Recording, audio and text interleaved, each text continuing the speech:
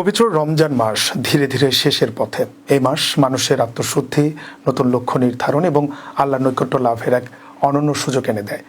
এ মাসে একটি নফল ইবাদত ফরজের সমান সওয়াব বয়ে আনে এবং একটি ফরজ আদায় করলে ৭০টি ফরজের সমপরিমাণ মর্যাদা পাওয়া যায়। রমজানের শেষ ১০ দিন বিশেষভাবে গুরুত্বপূর্ণ। এই সময়কে দোজখ থেকে মুক্তির সময় বলা হয়। এই সময় রয়েছে পবিত্র শবে কদর, যা হাজার মাসের ইবাদতের চেয়ে উত্তম।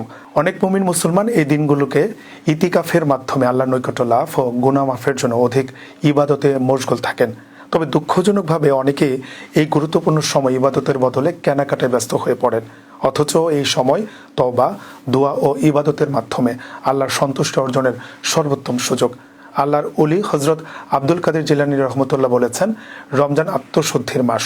তাই রমজানের শেষ দিনগুলো তওবা, কান্নাকাটি ও ইবাদতের মাধ্যমে কাটানোই মুমিনের জন্য সবচেয়ে কল্যাণকর।